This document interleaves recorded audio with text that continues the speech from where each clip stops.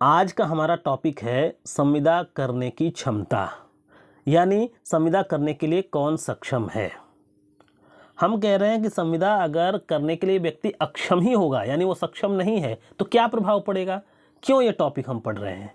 इसके लिए हमने पहले आपको बताया कि आपको संविदा समझना होगा, और इसके लिए मैंने एक वीडियो बनाया है, आप वहाँ संविदा का अर्थ जा करके समझ सकते हैं। यहाँ मैं शॉर्ट में आपको बता रहा हूँ कि मान लीजिए ये दो व्यक्ति हैं, ये दोनों व्यक्ति किसी बात को लेकर एक ही भाव में सहमत होते हैं। जब दो व्यक्ति किसी बात को लेकर एक ही भाव में सहमत होते हैं तब इसको कहते हैं करार। क्या कहते हैं? करार। दोनों में करार हो गया। और जब करार को विधि का बल प्राप्त होता है, जब करार को विधि की ताकत प्राप्त होती है, यानी वह विधि उसको मानता है कि ऐसा करार होना चाहिए, ऐसा करार की रक्षा की जानी चाहिए, यानी दो व्यक्ति एक ही बात पर एक ही भाव में सहमत होते हैं, करार हो जाता है। करार को जब विधि की ताकत प्राप्त हो जाती है तब वो क्या हो जाता है? संविदा। क्या हो जाता है? संविदा। और करार को विधि की ताकत कब प्राप्त होगी? जब उसमें विधिक शर्तों का पालन किया गया होगा, जब उसमें संविदा में बताए गए शर्तों का पालन किया गया होगा, तभी वह करार संविदा का रूप बन पाएगा। वरना हर करार संविदा नहीं होता। कहने का मतलब करार विधि द्वारा प्रवर्तनीय हो भी सकता है और करार विधि द्वारा प्रवर्तनीय नहीं भी हो सकता है। वह करार जो विधि द्वारा प्रवर्तनीय होता है वही संविदा होता है, वह करार जो विधि द्वारा प्रवर्तनीय नहीं होता वह संविदा नहीं होता। अब कौन सा करार विधि द्वारा प्रवर्तनीय होता है, कौन सा करार विधि द्वारा प्रवर्तनीय नहीं होता है, इसके लिए आपको संविदा अधिनियम की धारा 10 में आना होगा। धारा 10 में क्या कहा गया है? धारा 10 के अनुसार वे सभी करार जो संविदा करने के लिए सक्षम पक्षकारों की स्वतंत्र सम्मति से विधिपूर्ण प्रतिफल के लिए विधिपूर्ण उद्देश्य से किए जाते हैं और जो इस अधिनियम द्वारा स्पष्ट रूप से शून्य घोषित नहीं किया गया है, वही संविदा है। ठीक है, तो धारा 10 के अनुसार यदि कोई करार सक्षम पक्षकारों द्वारा किया गया है, स्वतंत्र सम्मति से किया गया है, विधिपूर्ण प्रतिफल के लिए किया गया है, विधिपूर्ण उद्देश्य से किया गया है, शून्य घोषित नहीं किया गया है, तभी वह करार विधि द्वारा प्रवर्तनीय होगा और तभी वह संविदा होगा। ऐसा करार जो विधि द्वारा प्रवर्तनीय नहीं है वह संविदा नहीं है, वो केवल करार है। दो व्यक्ति किसी बात को लेकर सहमत हो गए हैं, बस वो उतना है, उसको कानून में जाकर के लागू नहीं करवा सकते। ठीक है, अब धारा 10 में जो बताया गया है कि सक्षम पक्षकार होने चाहिए, संविदा करने के लिए सक्षम पक्षकार होने चाहिए, तो कब कोई व्यक्ति सक्षम माना जाएगा? इसके लिए धारा 11 आपको देखना होगा। धारा 10 में बताया गया संविदा करने के लिए सक्षम होना चाहिए, धारा 11 में बताया गया है। धारा 11 के अंतर्गत इस बात को स्पष्ट कर दिया गया है कि कौन संविदा करने के लिए सक्षम है और कौन संविदा करने के लिए सक्षम नहीं है। धारा 11 क्या कहती है? धारा 11 के अनुसार प्रत्येक व्यक्ति जो इस विधि के अनुसार जिसके वह अधीन है, वयस्कता की आयु का है और स्वस्थ चित्त का है, और उस विधि के अधीन जिसके द्वारा वह संविदा करने के लिए अयोग्य अगर नहीं किया गया है तो संविदा करने के लिए सक्षम है। कहने का क्या मतलब है? कहने का मतलब है, ये देखिए, कहने का ये मतलब है, इस प्रकार धारा 11 के अनुसार निम्नलिखित व्यक्ति संविदा करने के लिए सक्षम नहीं है। कौन? अवयस्क, पागल और ऐसे व्यक्ति जिन्हें विधि विशेष रूप से संविदा करने में अक्षम घोषित कर दिया गया है। यानी अवयस्क, स्वसचित और ऐसे व्यक्ति जिन्हें विधि विशेष रूप से अयोग्य घोषित किया गया है, ऐसे व्यक्ति संविदा करने के लिए सक्षम नहीं है। ऐसे व्यक्ति किसी बात को लेकर के एक ही भाव में करार तो कर लिए हैं, लेकिन उसको विधि का बल प्राप्त नहीं होगा, और विधि का बल प्राप्त नहीं होगा तो वो संविदा नहीं होगा, और अगर वो संविदा नहीं है तो विधि द्वारा उसका प्रवर्तन ही नहीं हो सकेगा, न्यायालय द्वारा उसको लागू नहीं करवाया जा सकेगा। तो यही है संविदा करने की क्षमता। अब इसमें एक टॉपिक है कि अवयस्क संविदा करने के लिए अक्षम है, ये संविदा अधिनियम की धारा 10 कहता है। आइए अब देखते हैं कौन अवयस्क है और अवयस्क संविदा करने के लिए क्यों अक्षम है। देखिए, अवयस्कता को संविदा अधिनियम में कहीं भी परिभाषित और स्पष्टीकृत नहीं किया गया है। संविदा अधिनियम में ये धारा 10 में ये तो बताया गया है कि संविदा करने के लिए व्यक्ति को सक्षम होना चाहिए, और धारा 11 में ये बता दिया गया है कि अवयस्क संविदा करने में सक्षम नहीं है। लेकिन आवश्यकता को संविदा अधिनियम में कहीं स्पष्ट नहीं किया गया है। अब जब संविदा अधिनियम में ही नहीं स्पष्ट किया गया है तो इसका जो जनरल क्लॉजेज एक्ट में होगा या जो सामान्य होगा, बोलचाल की भाषा में उपयोग होता होगा, भारतीय विधियों में उपयोग होता होगा, वही देखेंगे। तो भारत में जब कोई व्यक्ति 18 वर्ष की आयु प्राप्त कर लेता है तो वयस्क हो जाता है, परंतु वयस्क के लिए अथवा उसकी संपत्ति के लिए न्यायालय द्वारा संरक्षक नियुक्त किया जाता है तो वह उस समय वयस्क होगा जबकि वह 21 वर्ष की आयु प्राप्त कर लेता है। कहने का मतलब ये है कि आमतौर पे भारतवर्ष में अगर कोई व्यक्ति 18 वर्ष का हो जाता है तो वह सक्षम वो वयस्क माना जाता है। और अगर कोई व्यक्ति की शरीर या संपत्ति के रक्षा के लिए संरक्षक नियुक्त किया गया है तो वह व्यक्ति 21 वर्ष का जब हो जाता है तब वयस्क माना जाता है। तो संविदा अधिनियम के अंतर्गत कहने का मतलब ये है कि संविदा अधिनियम के अंतर्गत जो व्यक्ति 18 वर्ष या कुछ मामलों में 21 वर्ष की आयु प्राप्त नहीं किया है वह संविदा करने के लिए सक्षम नहीं है। दो वयस्क किसी बात को लेकर के सहमत हो जाते हैं, करार तो हो जाएगा लेकिन उसको कानून का बल प्राप्त नहीं होगा, वह संविदा नहीं बन पाएगा। अब आगे वाली लाइन बहुत इंपॉर्टेंट है, देखिए।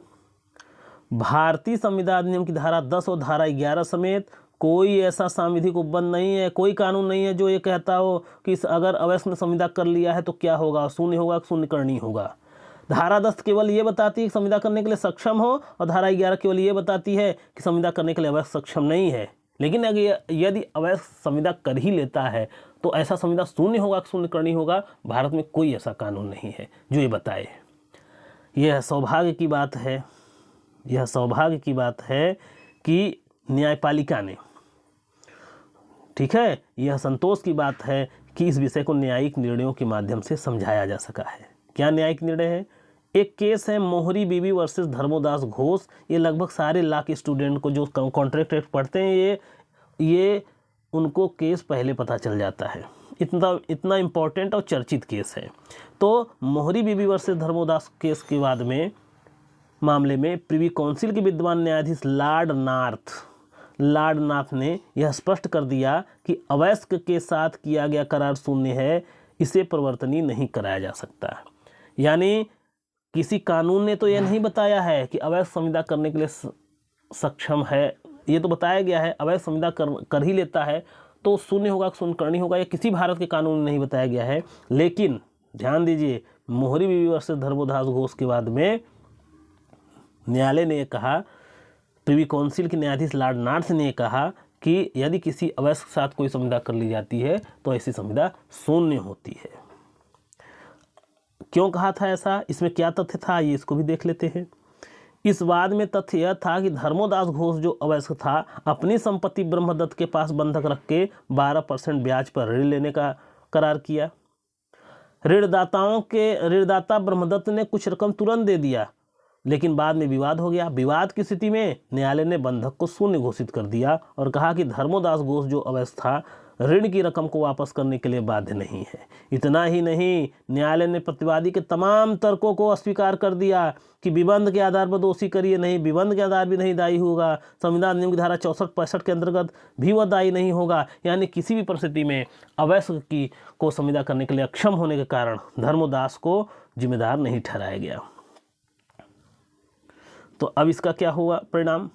इसका परिणाम यह हुआ कि वर्तमान में भारतीय संविदा अधिनियम के अंतर्गत अवयस्क संविदा करने के लिए सक्षम नहीं है। यदि कोई संविदा किसी अवयस्क के साथ कर ली जाती है, यदि कोई करार किसी संविदा के साथ किसी अवयस्क के साथ कर ली जाती है तो वह संविदा नहीं बन पाएगा, वह प्रारंभतः शून्य होगा। ऐसी संविदा अगर कर भी ली जाती है तो वह संविदा शून्य होगी। तो इसका मतलब ये है कि अब विधि स्पष्ट है कि अवयस्क साथ किया गया संविदा क्या है, शून्य है। लेकिन अगर इसको हम 100% नियम बना दें, यानी हर परिस्थिति में अवयस्क साथ संविदा को जो है शून्य घोषित कर दिया जाए तो कुछ मामलों में अवयस्क का ही नुकसान होने लगेगा। इसलिए इसके अनेकों अपवाद हैं। तो आइए देखते हैं। नियम तो ये है कि अवयस्क संविदा करने के लिए सक्षम नहीं है, अगर संविदा कर लेता है तो संविदा शून्य होगा। तो लेकिन किन किन परिस्थितियों में अवयस्क साथ किया गया संविदा भी शून्य नहीं होगा, वह वैलिड होगा। आइए उसको देख लेते हैं। तो इस लाइन को पढ़िए। सामान्य नियम तो यही है कि अवयस्क के साथ किया गया करार शून्य होता है, किंतु अवयस्क को संरक्षण प्रदान करने के लिए, यहाँ भी अवयस्क को संरक्षण देने की मंशा है। अवयस्क को संरक्षण प्रदान करने के लिए न्यायालय ने अनेक अपवाद सृजित किया है। ध्यान देने योग्य बात यह है कि इन अपवादों का सृजन भी अवयस्क के संरक्षण के लिए हुआ है। ये अपवाद क्या है? आइए पहला देखते हैं अपवाद। वो पहला है विवाह का करार। अवयस्क के लिए संरक्षक या माता पिता द्वारा की गई विवाह संविदा को न्यायालय परिवर्तित करा सकता है। क्यों? बशर्ते अवयस्क के भले के लिए ऐसा विवाह किया गया हो और अवयस्क के यानी माइनर जो है उसकी इच्छा के विरुद्ध न किया गया हो। तो अगर ये दोनों परिस्थिति विद्यमान है तो भले ही अवयस्क के साथ करार किया गया है, विवाह का करार किया गया है, विवाह की संविदा की गई है, वह संविदा वैलिड होगी, शून्य नहीं होगा। चीज़ों का बयान। अगला अपवाद है चीज़ों का बयान, यूज ऑफ थिंग्स। यदि किसी अवयस्क ने संविदा के अंतर्गत वस्तुओं के उपयोग के लिए कुछ रुपए देने का करार किया है तो वहाँ पर जितनी धनराशि अग्रिम दे देता है उतने के लिए संविदा वैध माना जाता है और उसका परिवर्तन कराया जा सकता है। अब दो व्यक्ति एक सहमत हुए, उसमें से ये अवयस्क है, दो व्यक्ति सहमत हुए और ये अवयस्क है लेकिन इसने 100 रुपया इसमें खर्च कर दिया है इस अवयस्क ने, तो इस संविदा में 100 रुपये तक के मामले में यह संविदा वैध होगी। इसके आगे के लिए वैध नहीं होगी, लेकिन 100 रुपये तक जितनी जिम्मेदारी, जितनी चीज़ों को इसने लगा दिया है अवयस्क ने, अवयस्क के भले के लिए ऐसी व्यवस्था की गई है कि वह संविदा भी वैध होती है। आगे, यदि अवयस्क ने संविदा के अंतर्गत उत्पन्न अपने आभारों को पूरा कर लिया है, यदि अवयस्क ने संविदा के अंतर्गत उत्पन्न अपने आभारों को पूरा कर लिया है और उसको कुछ करना शेष नहीं रह गया है, तब ऐसी परिस्थिति में ऐसी संविदा को परिवर्तित कराया जा सकता है। यहाँ भी अवयस्क का लाभ को ही ध्यान में रखा गया है। बशर्ते शर्त ये है कि संविदा अवयस्क के लाभ के लिए हो, अवयस्क ने अपने समस्त आभारों को पूरा कर लिया हो, अवयस्क को संविदा में अब कुछ करना शेष नहीं रह गया है। इसके अलावा संपूर्ण प्रतिफल अवयस्क द्वारा चुका दिया गया हो। वही बात, यदि संविदा के अंतर्गत संपूर्ण प्रतिफल अवयस्क ने चुका दिया है तो अवयस्क का बिगड़ेगा क्या? और नुकसान तो अवयस्क का ही होगा। तो ऐसे में अवयस्क को के भले के लिए ऐसी संविदा को भी अपवाद मान लिया गया है और उसको परिवर्तित कराया जा सकता है। अगला अपवाद है लाभकारी संविदाएं, बेनिफिशियरी कॉन्ट्रैक्ट। यदि कोई संविदा अवयस्क के भले के लिए की गई है और न्यायालय उससे संतुष्ट है तो न्यायालय उस संविदा को वैध मानकर परिवर्तित करा सकता है। जैसे आइए देखते हैं इसका मतलब क्या है। एक केस भी पढ़ लेते हैं। Great American insurance company versus Madan Lal के मामले में एक अवयस्क की बीमाकृत संपत्ति आग लगने से जलकर नष्ट हो गई। न्यायालय ने यह निर्धारित किया कि यहाँ पर संविदा वैध है और बीमा कंपनी को जो है बीमा राशि जो है अदायगी का आदेश दिया।